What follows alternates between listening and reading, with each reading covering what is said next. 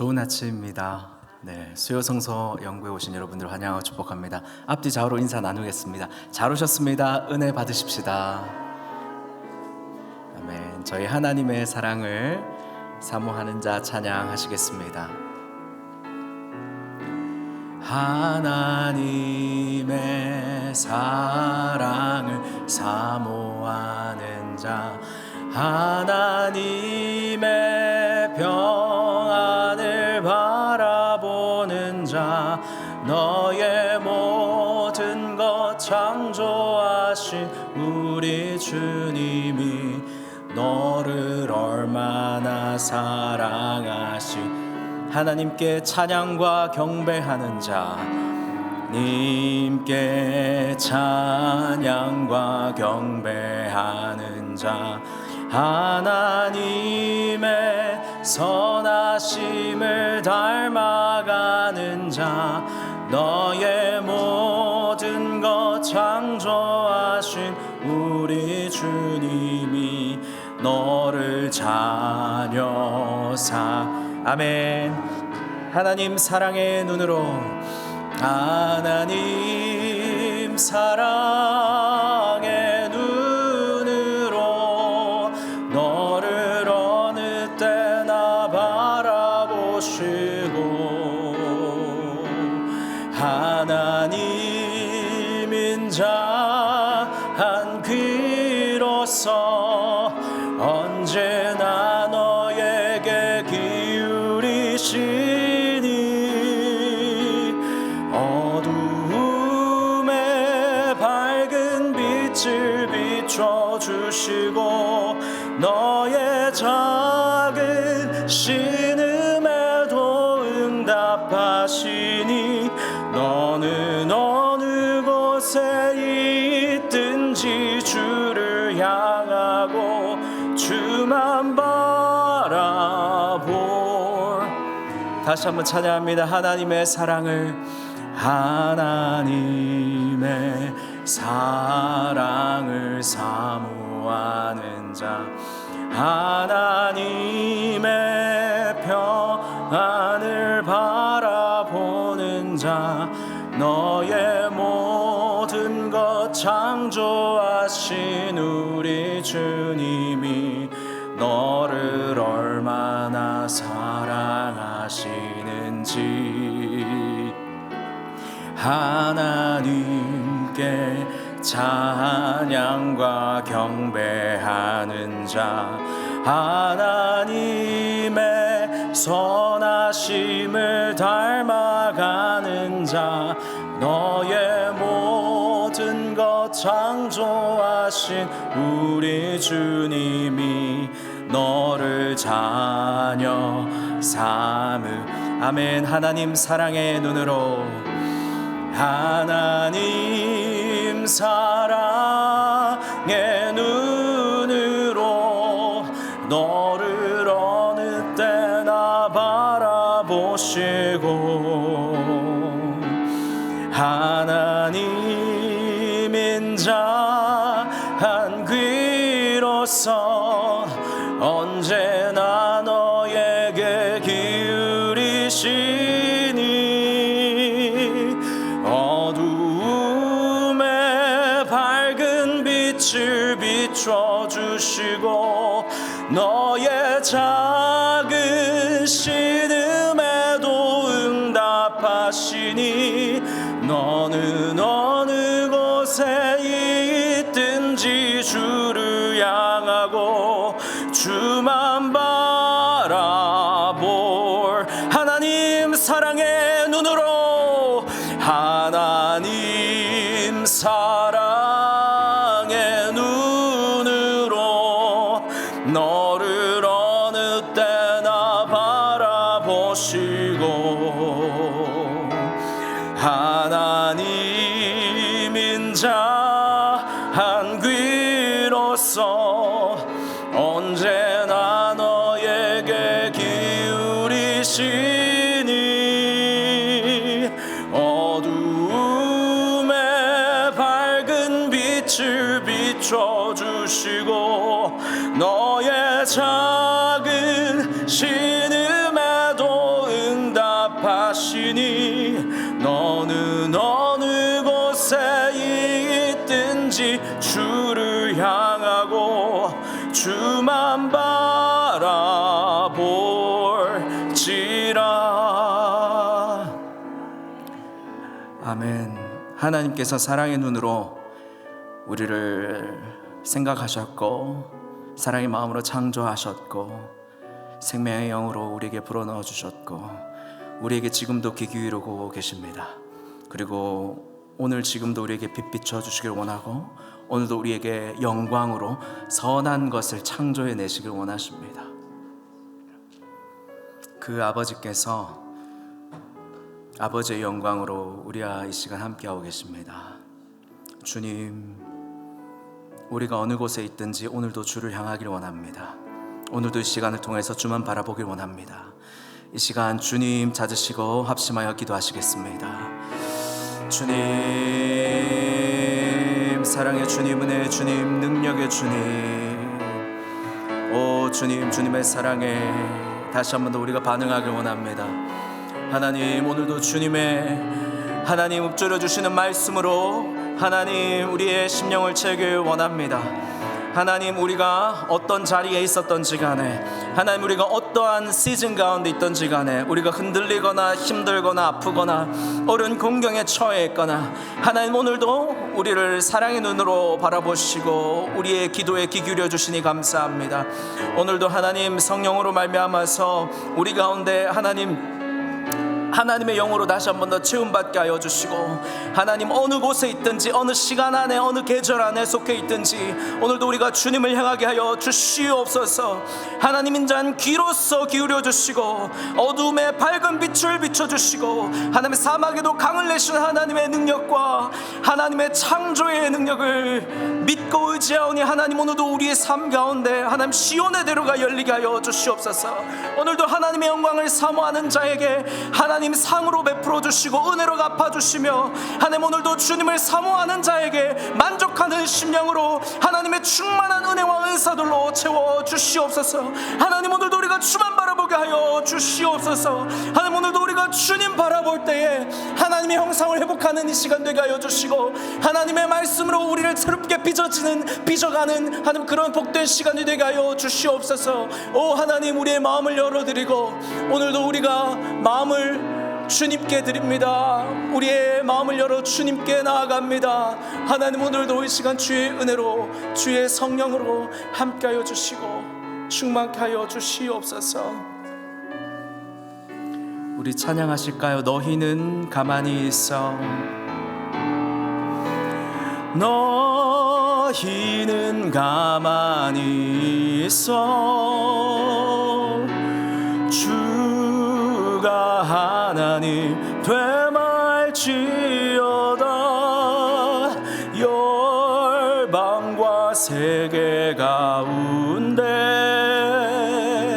주가 높임을 받으리. 사랑합니다 내 아버지, 사랑합니다 내 아버지. 찬양합니다 찬양합니다 내 온 맘 다하여 선포합니다. 예수 그리스도 주님 오심을 기다. 너희는 가만히 있어. 너희는 가만히 있어.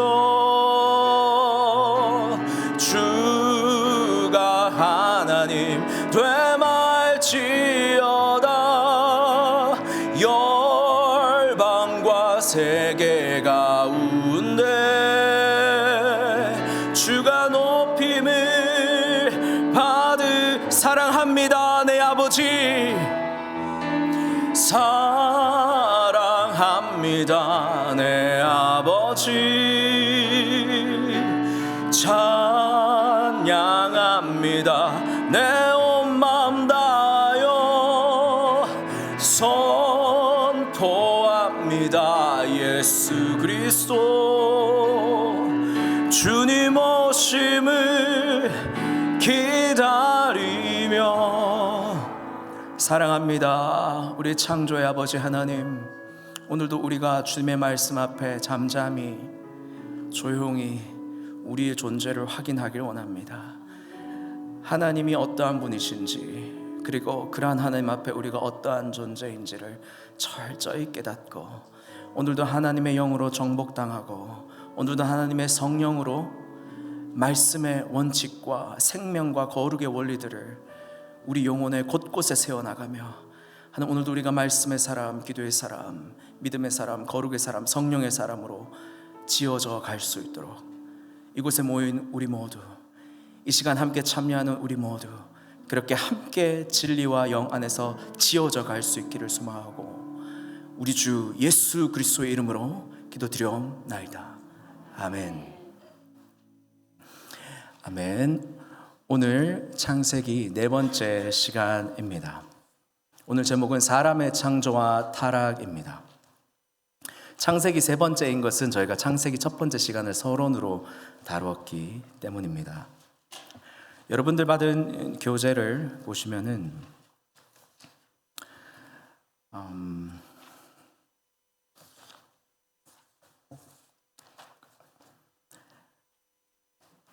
여러분 받은 교재 창세기 네 가지 사건, 창조, 그리고 타락, 그리고 홍수, 그리고 바벨탑 네 가지 사건을 다루는 챕터를 여러분 교재로 모아두었습니다.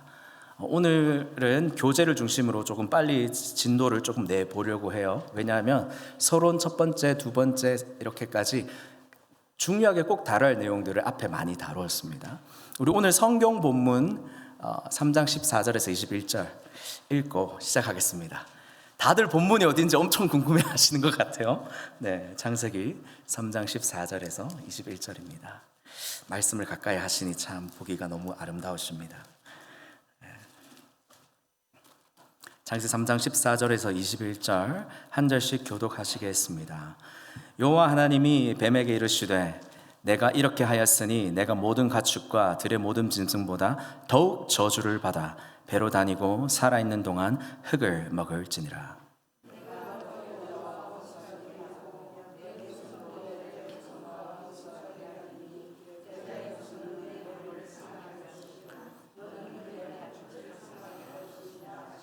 또 여자에게 이르시되 내가 내게 임신하는 고통을 크게 더하리니 내가 수고하고 자식을 낳을 것이며 너는 남편을 원하고 남편은 너를 다스릴 것이니라 하시고,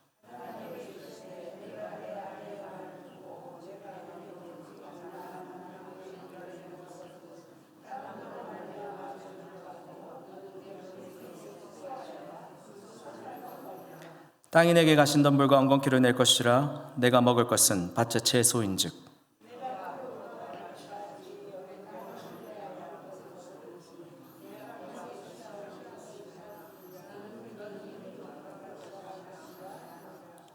아담이 그의 아내의 이름을 하와라 불렀으니 그는 모든 산자의 어머니가 됨이더라.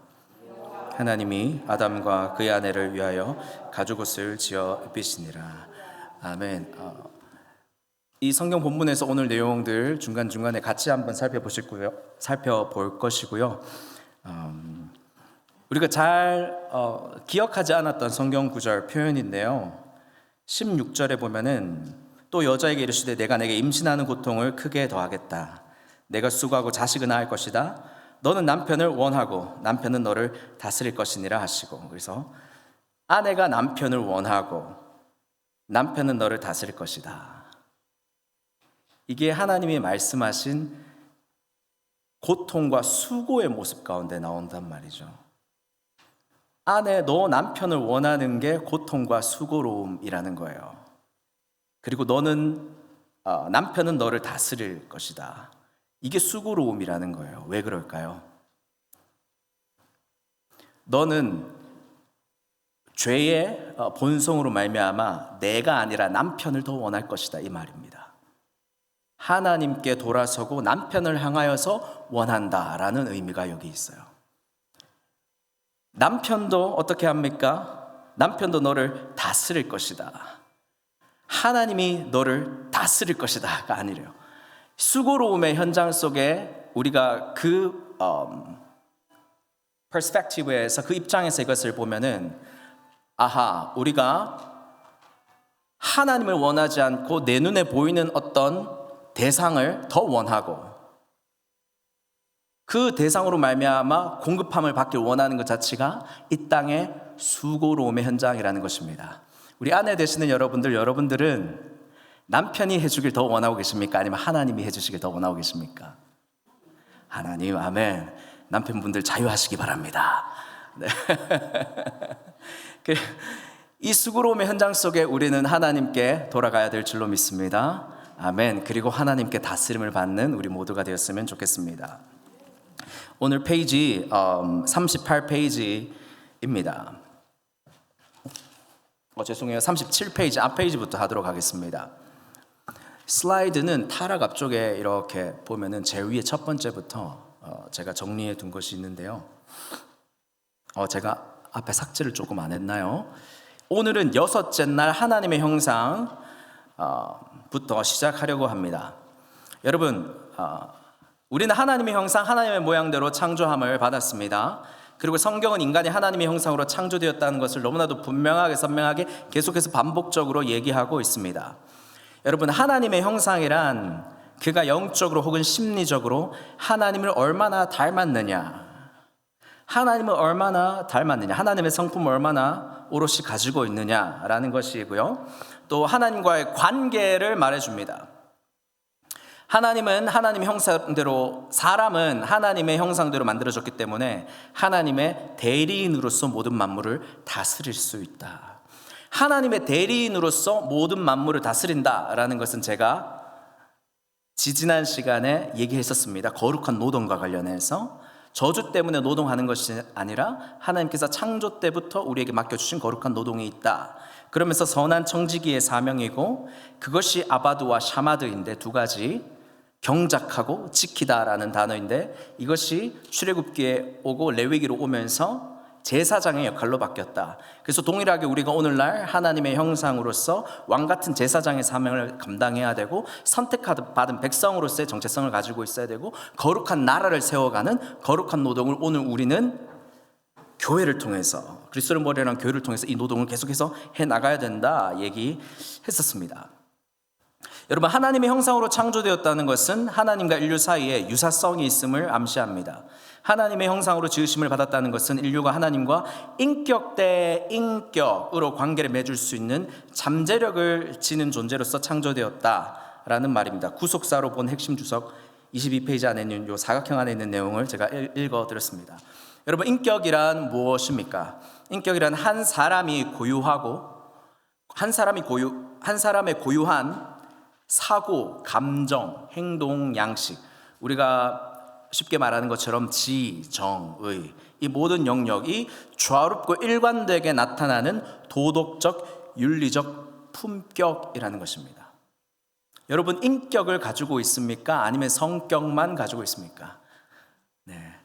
우리가 잘 이렇게 이야기하진 않죠. 와, 그 사람 인격이 참 그렇더라, 이렇게 얘기하지 않죠. 그 사람 참 성격이 그렇더라, 이렇게 얘기하죠. 우리는 인격을 가진 존재입니다. 동물과는 다르게 어떤 특징을 가진 것이 아니라 인격, 그것이 도덕적이고 윤리적 품격이라고 합니다. 하나님은 품격 있으신 분이십니다. 아멘. 네. 하나님은 도덕적, 윤리적 품격을 가지고 있는 존재이고 또 그러한 형상이 우리에게 왔습니다. 아멘. 우리 앞뒤 좌우로 인사 나누시죠. 품격이 있는 존재입니다. 품격 있으십니다. 아멘. 자, 둘째로 계속해서 보겠습니다. 하나님의 형상은 하나님이 지으신 것들의 소유권과 그것들을 다스리는 권위가 하나님 자신에게 있음을 암시합니다. 고대 세계 왕들은 자신들의 권위를 강조하고자 영토 전역에 자기 형상을 세우곤 했습니다. 하나님의 형상으로 지음받았다는 것은 하나님이 지으신 것들을 다스리는 최종 권위가 사람에게 있지 않고 하나님에게 있음을 강조하는 것입니다. 하나님의 형상이 퍼지면 퍼질수록 우리는 하나님을 높이게 되어 있다, 이 이야기입니다. 맞습니까?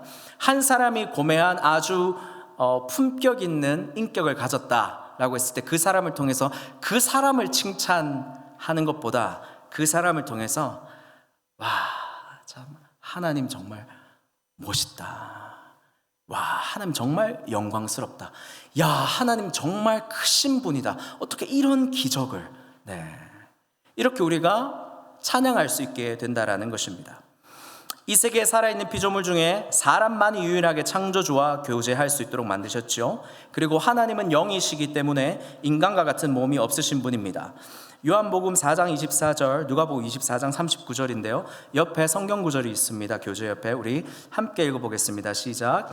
하나님은 영이시니 예배하는 자가 영과 진리로 예배할지니라. 내 손과 발을 보고 나인 줄 알라. 또 나를 만져보라. 영은 살과 뼈가 없으되 너희 보는 바와 같이 나는 있느니라. 아멘. 하나님이 영이시고 예배하는 자가 영과 진리로 예배하게 된다라는 것입니다.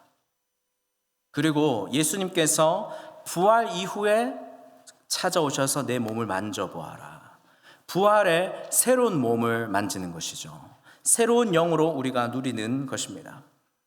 그러므로 하나님의 형상이 하나님의 외모를 말하는 것은 아니고 우리는 하나님의 영광을 반영하는 존재라는 것입니다. 이 땅에서 우리는 깨어진 하나님의 형상의 존재이지만 이 깨어진 것들을 그리스도 안에서 은혜로 접붙여가면서 하나님 형상으로 우리가 새로워지는 거구나, 새로워지는 거구나, 날마다 또 자라나고 다시 한 번 더 회복되는 거구나. 우리는 이 회복된 접점들의 상처와 흔적을 통해서 내가 과거에는 내가 참 이러한 그런 존재, 인격이 아니라 성격을 가진 존재였는데 하나님 안에서 내가 인격을 가지게 된 존재인 것이구나 라는 것을 발견하게 되고 우리는 예수님처럼 새로운 몸의 부활을 누리게 될 존재들입니다. 아멘입니까? 네, 몸의 부활을 믿는 것이 우리 개혁주의 신앙의 굉장히 중요한 영역입니다. 몸의 부활, 영의 부활뿐만 아니라 몸의 부활요. 다음 페이지입니다. 우리는 타락으로 인해 하나님의 형상의 많은 부분을 잃어버렸으나 우리의 사랑, 인내, 용서, 친절, 신실함 등은 하나님의 형상을 반영해 준다. 사랑, 인내, 용서, 친절, 신실함, 하나님의 속성들이죠. 인간의 가치는 소유나 성취나 육체적인 매력이 있는 것이 아니라 하나님의 형상으로 지음받았다는 데 있다.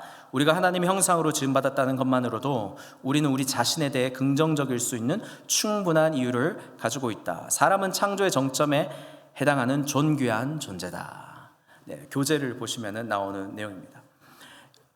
두 번째, 인간에게 주시는 복으로 넘어가겠습니다. 하나님은 하나님의 형상대로 창조된 인간에게 만물을 다스리는 복을 주셨습니다. 우리 교재 이 부분 왼쪽에 보면은 1장 28절이 있죠. 우리 한번 읽어볼까요? 시작.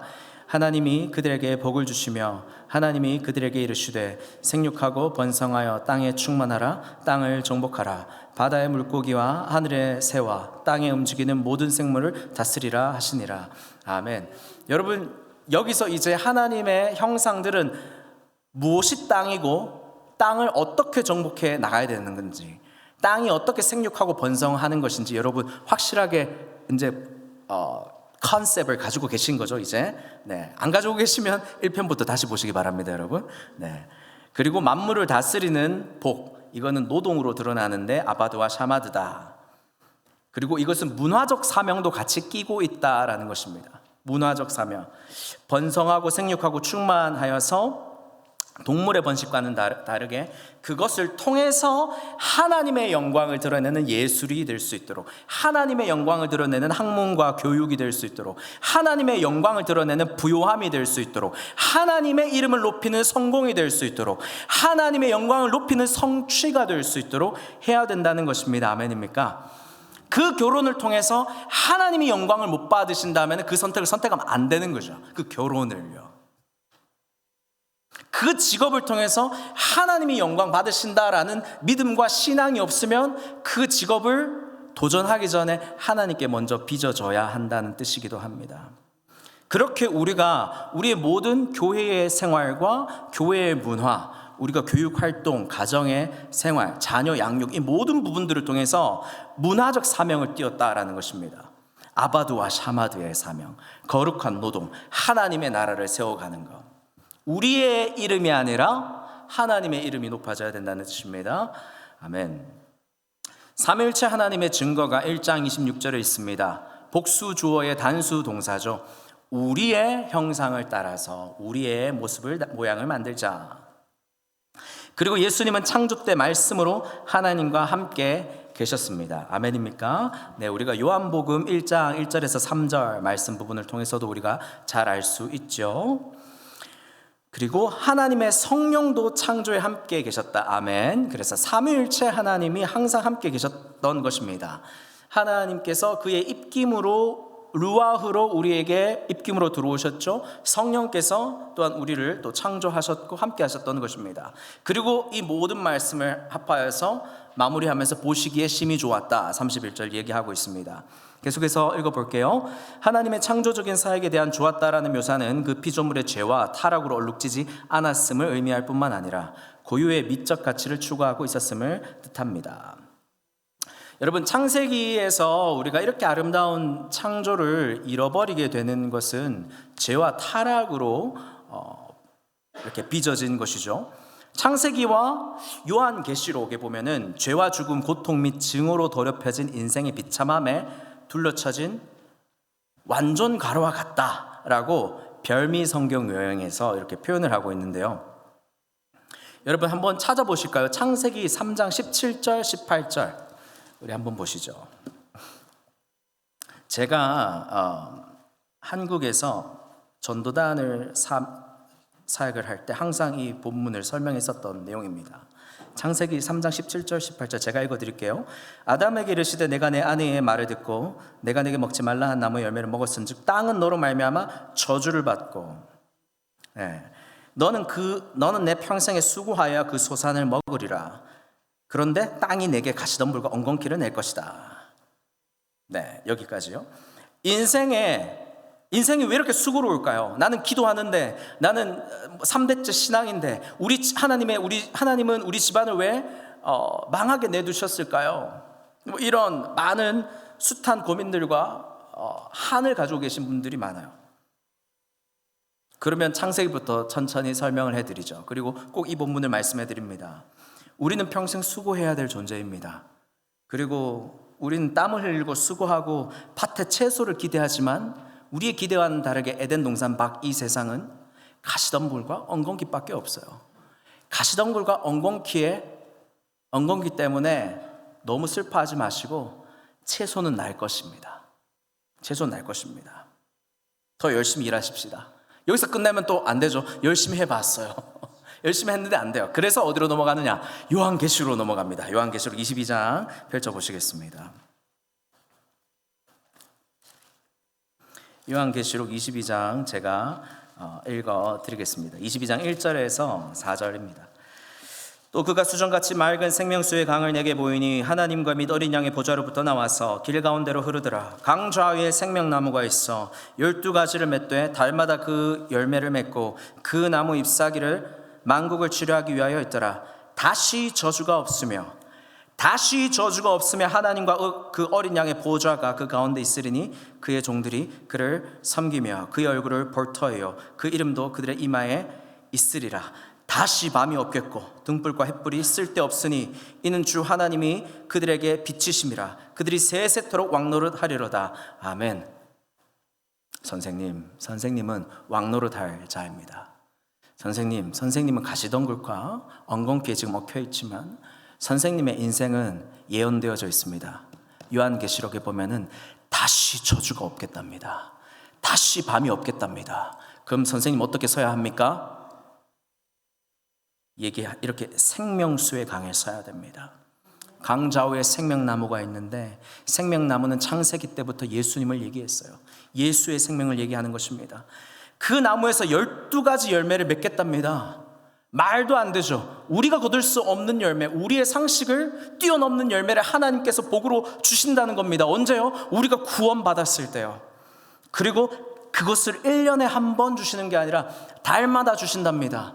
우리의 시간 개념을 초월해서 하나님 모든 곳곳에 우리의 손으로 수고할 수 없는 곳에 우리의 발이 다가갈 수 없는 곳에 하나님이 역사하셔서 우리에게 그런 복을 주시겠답니다. 선생님 그 복을 받으시겠습니까?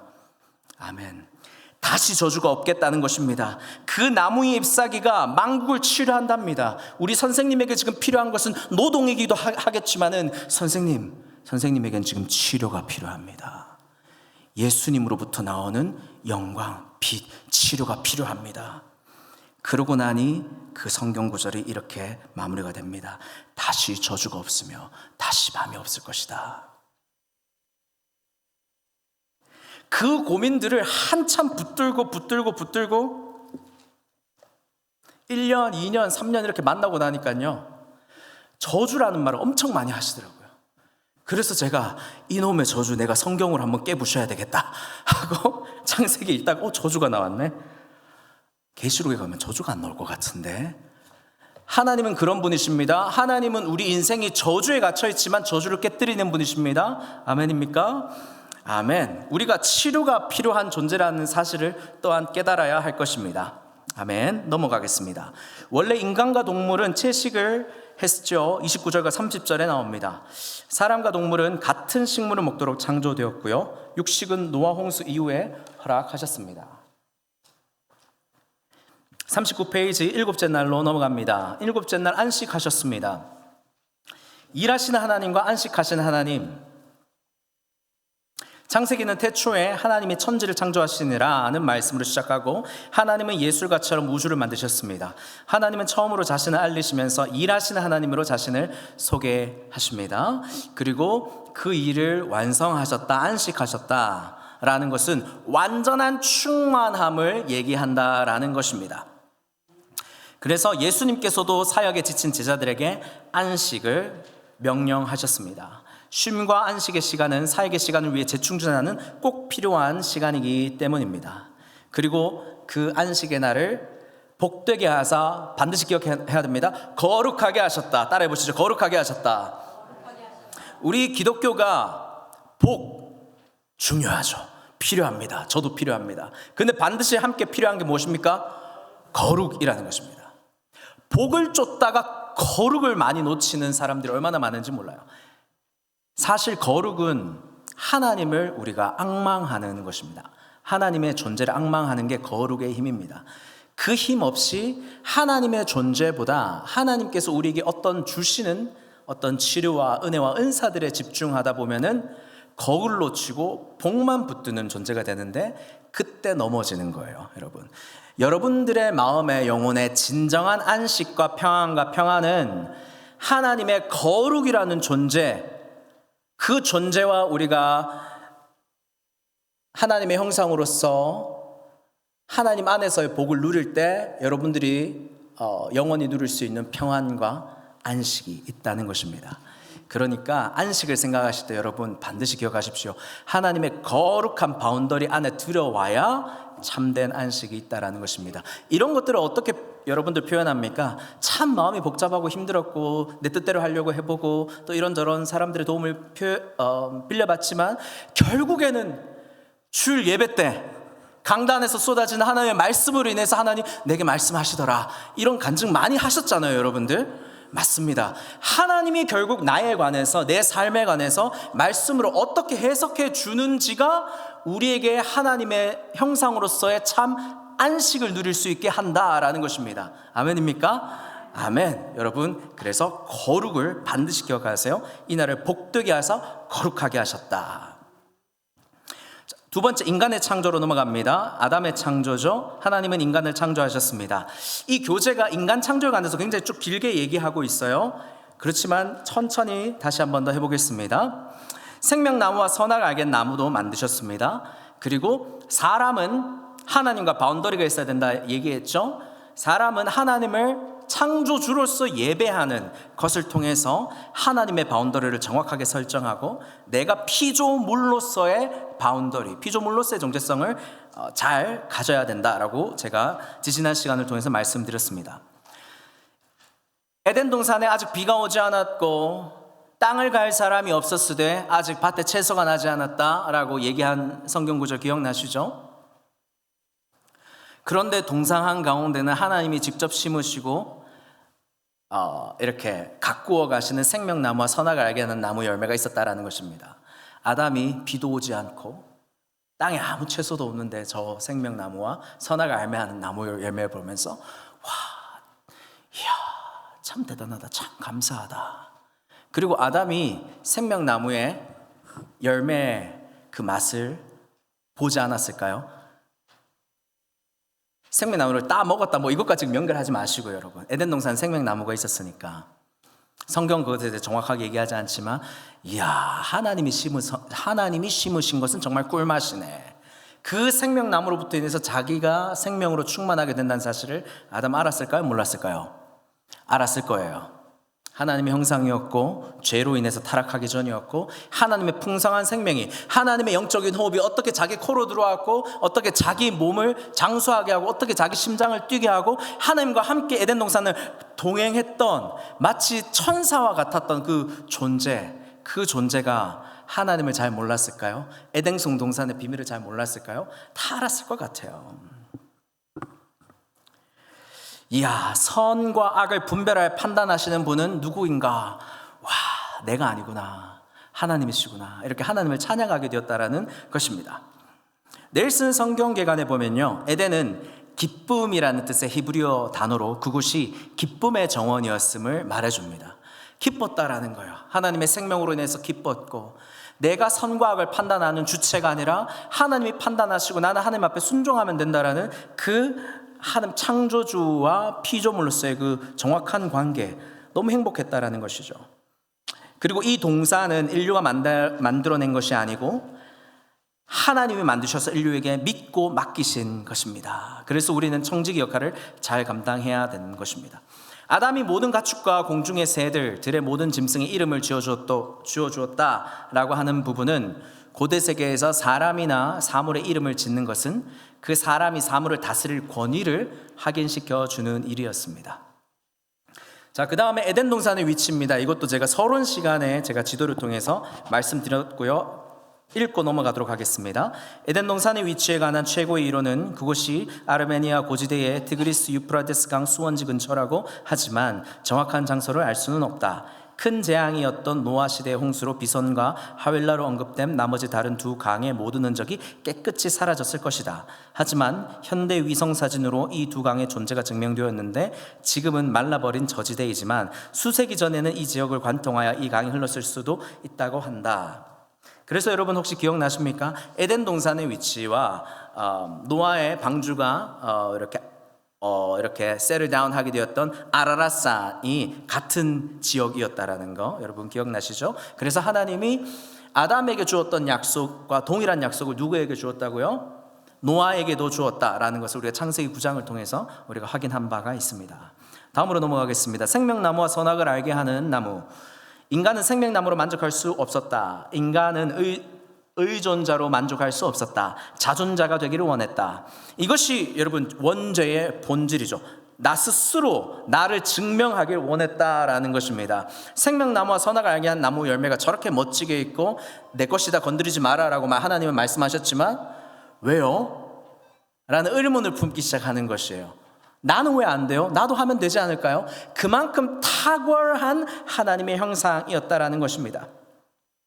선과 악의 기준과 경계를 자기 생각과 판단, 뜻대로 하고 싶은 것이죠. 자, 여기서 다해서 재밌는 표현을 합니다. 선악을 알게 하는 나무가 있었다는 것은 이미 선과 악이 존재했다. 여기서 조금 다른 퀘스천들이 뻗어져 나오면서 신학이 조금 달라지는데요. 선악을 알게 하는 나무가 있었다. 이미 선과 악이 존재했다.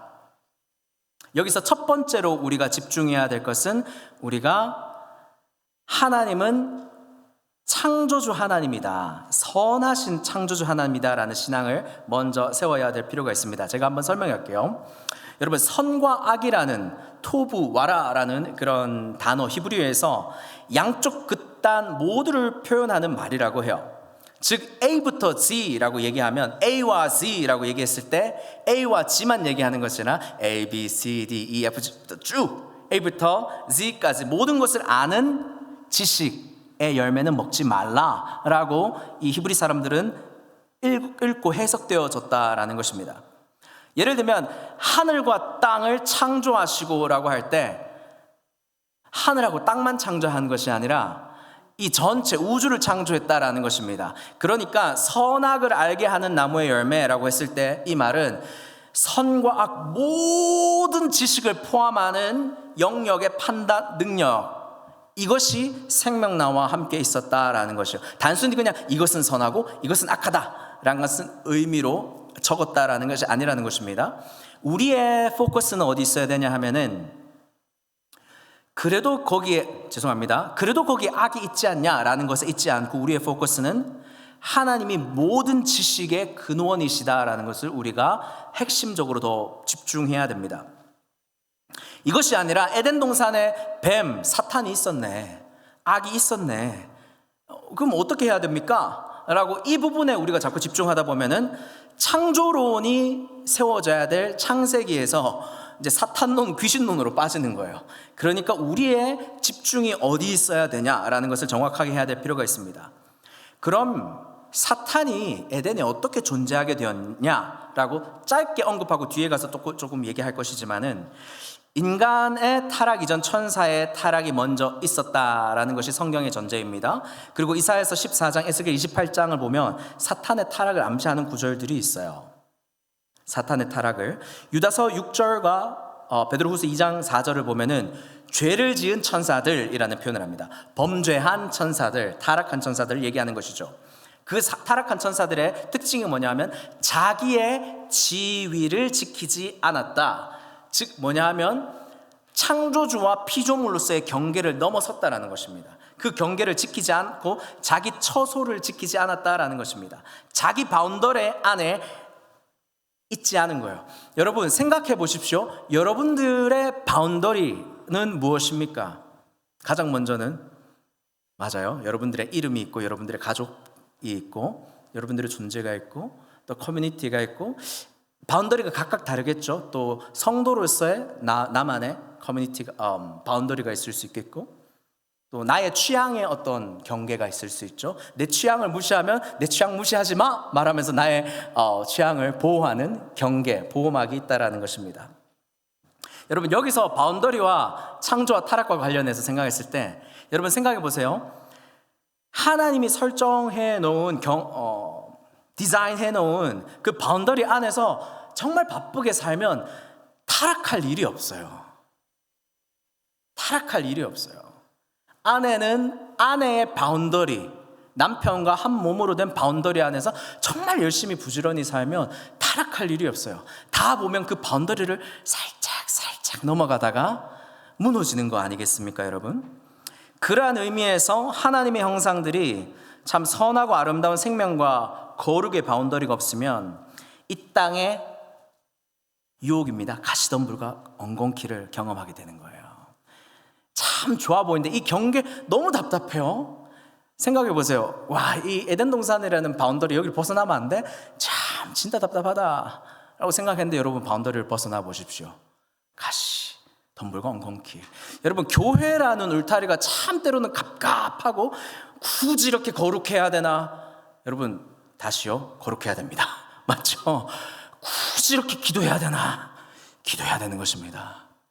이 하나님이 허락해 주신 이 거룩이라는 바운더리, 교회라는 바운더리, 신앙이라는 바운더리 안에서 타이트하게 최선을 다해서 집중하다 보면은 타락할 겨를이 없어요, 여러분. 신앙적으로 성장만 할 뿐입니다. 근데 계속 하다 보니까 이게 너무 지겨운 거예요. 이게 우리의 죄성 아니겠습니까, 여러분? 여러분들이 하나님께서 여러분들에게 허락하여 주신 가정과 또 비즈니스 그리고 믿음과 신앙의 영역, 여기서 정말 바쁘게 한번 살아보시길 소망하고 축복합니다. 그러면 성장과 거룩과 복이 있을 줄 믿습니다. 아멘. 내려오겠습니다. 그 다음 내용으로 하와의 창조입니다. 하나님이 보시기에 사람이 혼자 사는 것이 보기 좋지 않았습니다. 아담의 갈빗대로 여자를 만드셨죠. 네, 창세기 1장에서 2장 여자가 남자를 섬기도록 창조되었다고 말씀하지 않습니다. 오히려 남자와 함께 하나님을 원하도록, 하나님을 섬기도록 창조되었다라고 말씀하고 계시죠. 남자와 여자는 하나님이 지으신 좋은 것들을 관리할 청지기의 직분을 함께 받았습니다. 여러분 그래서 진정한 결혼은 남자가 부모를 떠나야 되고 그의 아내와 합해야 됩니다. 결혼이라는 것은 바운더리를 재설정하는 과정입니다. 맞죠? 우리 부모님 안에 있었던 바운더리 안에서 이제는 나만이 고유하게 가지고 있는 바운더리로 이제 한 아내와 우리 앞으로 우리 가정을 이렇게 세워나갑시다 하면서 가정에 대한 원리와 원칙들을 세워나가는 거, 이것이 바운더리, 영적인 성경적인 바운더리가 될 수 있겠죠. 그것이 무너지게 되면은, 바운더리가 무너지게 되면은 뭘 만난다고요? 가시덤불과 엉겅퀴라는 것입니다. 네. 진정한 결혼은 그 거룩한 바운더리 안에서 지켜질 수 있다라는 것을 기억했으면 좋겠습니다. 넘어가겠습니다.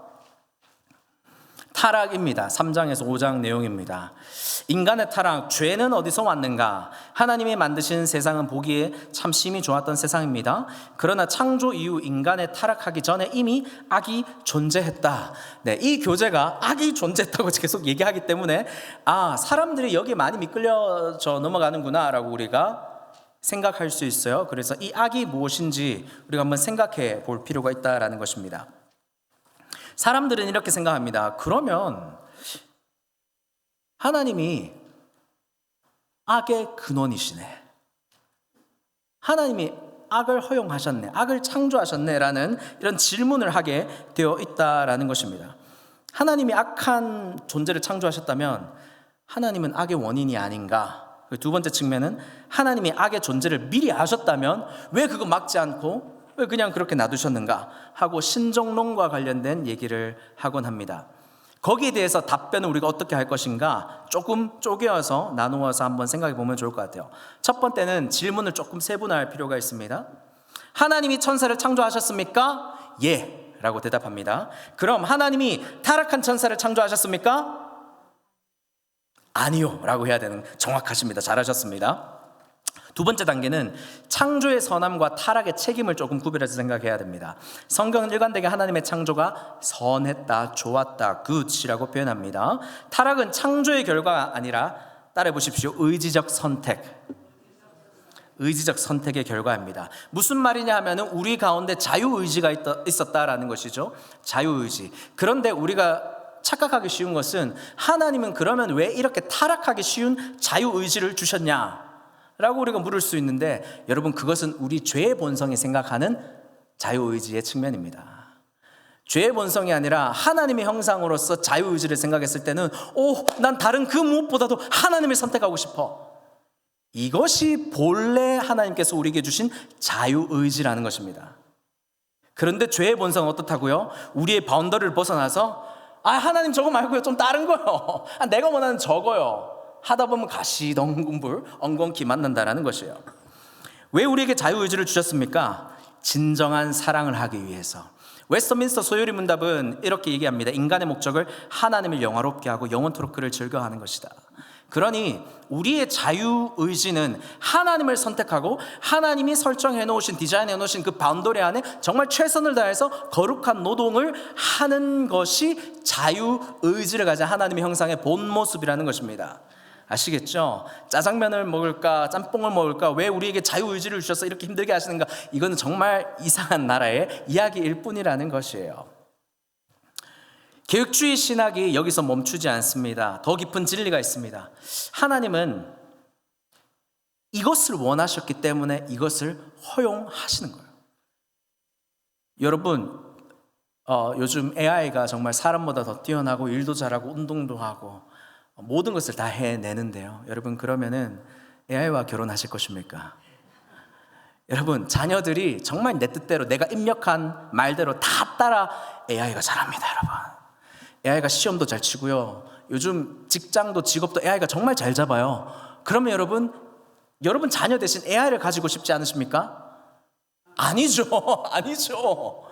왜 그렇습니까? 여러분들은 진정한 인격 대 인격으로서 여러분들의 형상과 여러분들의 모습을 보고 싶은 것입니다. 맞습니까?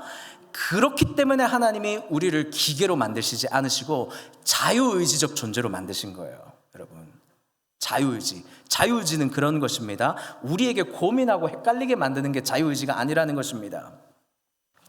그래서 결국 사탄의 존재와 활동이 있을 수밖에 없었어요. 바운더리를 벗어난 자들 때문에. 그런데 하나님이 그것을 의도하고 목적하신 것은 아니라는 것을 이제 충분히 이해하고 계시죠? 아멘. 웨스트민스터 신앙고백 5장을 요약하면 이런 내용이 나옵니다. 하나님이 악을 명하시지 않으시나 그것을 자신의 거룩하고 의로우신 목적에 따라서 질서 있게 허락하셨고 허용하시고, 그러나 새롭게 개입하셔서 하나님이 다시 창조하시고 하나님 뜻대로 이끌어 가신다. 이것이 웨스트민스터 신앙고백 5장입니다. 자유의지와 관련된 부분. 악을 명하시지는 않으시지만은 그것을 자신의 거룩하시고 의로우신 목적에 따라서 질서 가운데 두신다. 곧 무슨 말이냐? 하나님의 권위 아래 다 두셨다라는 것입니다. 아멘입니까? 아멘. 하나님의 절대 주권과 피조물의 도덕적 책임이 같이 성립하는 것이 우리 개혁주의 신학의 핵심이기도 합니다. 그래서 어거스틴이나 아퀴나스가 얘기한 것인데요, 개혁주의 신학도 받아들이는 중요한 원리입니다. 악은 그 독립적인 실체가 아니라 선함의 결핍이다. 이 선함이 결핍되고 나니 악한 존재가 된 것이지 그 악 자체로 독립적 실체가 아니다라는 것입니다. 선한 천사를 창조하셨고 그 천사가 스스로 벗어난 것이지 하나님이 처음부터 악한 천사를 의도하시고 계획하시고 목적하셨다라는 것은 아니죠. 그래서 그러면 하나님이 악의 근원이신가? 우리는 거기에 대해서 아니다라고 지금 5가지 근거를 통해서 설명할 수 있게 되는 것입니다. 아멘. 기억 못하시면 다시 영상을 클릭해서 보시기 바랍니다. 여러분, 우리의 목적은, 우리의 집중은 하나님은 악의 창조주가 아니라 하나님의 선하시고 아름다운 창조 안에서 우리의 죄성은 얼마나 탁월하게 하나님의 거룩을 반역하고 하나님이 세우신 바운더리의 경계를 넘어서는가, 그리고 그것을 얼마나 좋아하는가를 창세기를 통해서 우리가 발견해야 되는 것입니다. 특별히 이 타락장에서 말입니다. 뱀의 유혹으로 넘어가겠습니다. 여러분, 말하는 뱀은 누구입니까? 정체가 밝혀지지 않았지만 요한계시록에 나타나는 사단 혹은 마귀, 계시록 1장 29절 옆에 있는데요, 성경구절 읽어보겠습니다. 시작. 큰 용이 내쫓기니 옛뱀 곧 마귀라고도 하고 사탄이라고도 하며 온 천하를 꿰는 자라. 용을 잡으니 곧 옛뱀이요 마귀요 사탄이라. 여러분, 유혹의 핵심은 무엇입니까? 하나님과 사람 가운데 누가 주가 될 것인가, 누가 주권을 가지고 될 것인가 입니다. 사단의 책략은 공개적인 반역을 조장하는 것이 아니라 하나님의 의도와 동기를 의심하게 하는 것이다. 여러분, 그래서 가장 강력한 영적인 선포 기도가 무엇인 줄 아십니까? 여러분들 영적인 전쟁을 하실 때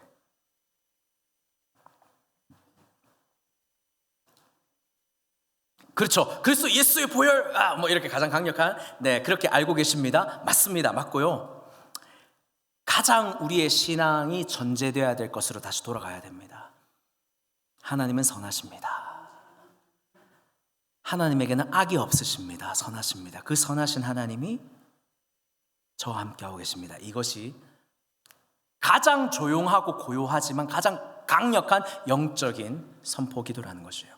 모든 어려움과 의심과 두려움을 뚫고 지나갈 수 있는 기도가 바로 하나님의 선하십니다라는 것입니다. 하나님은 선하십니다.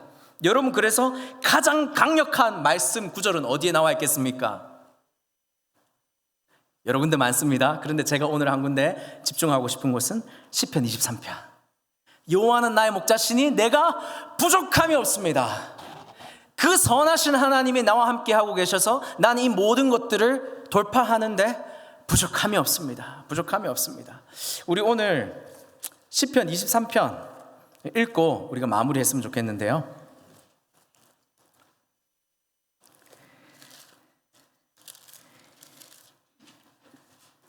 시편 23편입니다.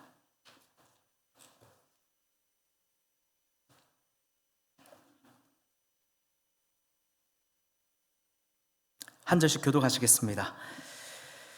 여호와는 나의 목자시니 내게 부족함이 없으리로다.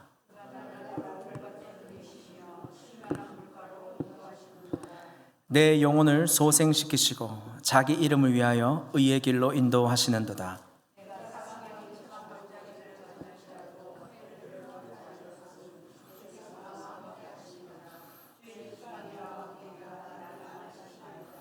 주께서 내 원수의 목전에서 내게 상을 차려 주시고 기름을 내 머리에 부으셨으니 내 잔이 넘치나이다.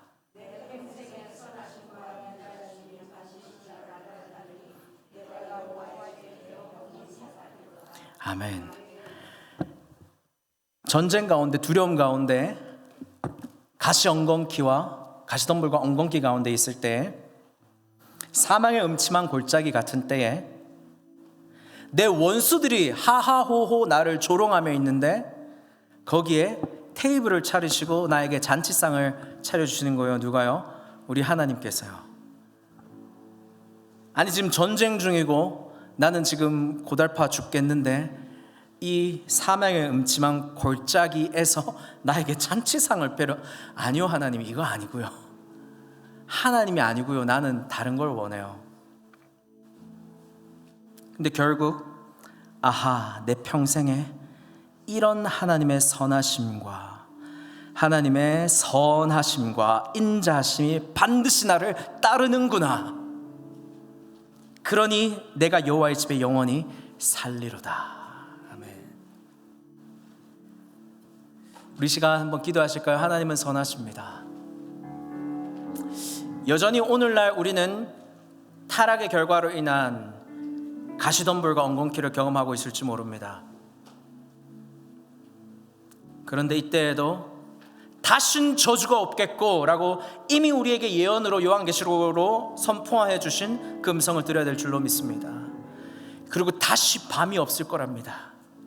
왜냐하면 만국을 치료하는 생명이 있기 때문에, 만국을 축복하는 12열매와 매달마다 맺히는 열매들 때문에 하나님의 복은 우리의 생각을 뛰어넘으신다고 합니다. 우리가 해야 될 것은 이 시간, 하나님은 그러한 선한 분이시고 그 선한 분이 나의 목자 되십니다 라는 믿음입니다. 그 믿음으로 오늘 우리 하나님 앞에 이 시간 기도로 나아갔으면 좋겠습니다. 기도하시겠습니다. 사랑의 주님, 은혜의 주님, 능력의 주님 고맙고 감사합니다. 하나님, 우리가 주님 앞에 참으로 우리가 보잘것없고 연약하고 때로는 타락한 존재인 것을 그저 타협하면서 의롭게 드려야 될 나의 자유의지를 방치하고 살 때도 있었습니다.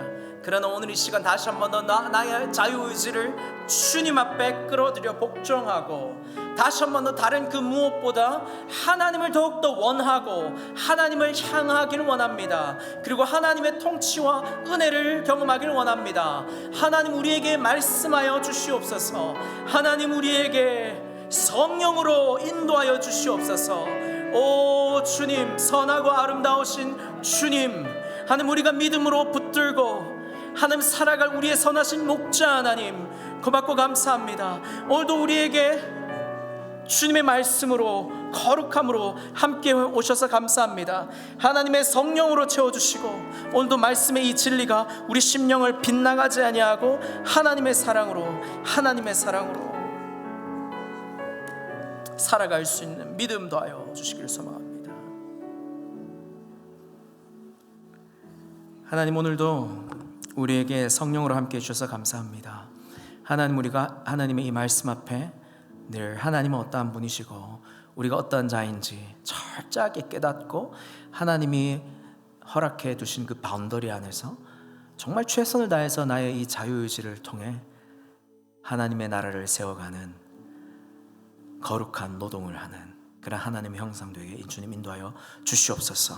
하나님 오늘도 이 시간 우리를 새롭게 하여 주시고 생명과 경건과 거룩에 속한 모든 것들을 풍성하게 더하여 주시고 이전에 우리의 영혼을 침범하였던 죄와 상처와 세상의 모든 유혹과 쓴뿌리들이 하나님의 임재 앞에서 이 시간 소멸되어지게 하여 주시옵소서.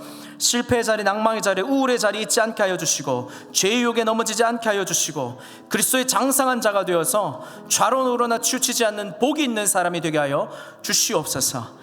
급하게 병원 찾는 일 없도록 우리의 영과 육을 강건하게 하여 주시고 특별히 영육의 질병으로 인해 고통받는 주의 백성들 머리 위에 이 시간 치유의 강선으로 생명의 빛으로 함께하여 주시옵소서. 나사렛 예수의 이름으로 치유되고 고침받고 회복받고 부르짖으며 한평생 우리 주 예수 간증하는 복된 인생 되게 하여 주시옵소서. 그가 사모하는 영혼에게 만족을 주시며 줄인 영혼에게 좋은 것으로 채워주시미로다.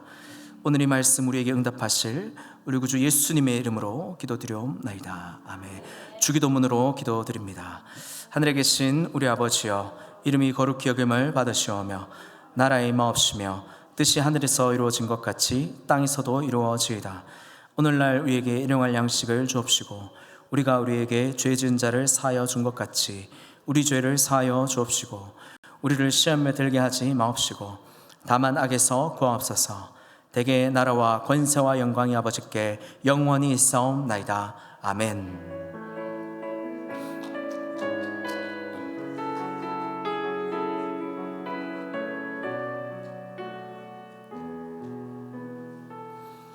아멘. 수요 성서 연구를 마쳤습니다. 안녕히 돌아가시기 바랍니다. 금요 예배 때 아니죠. 이번 주는 순장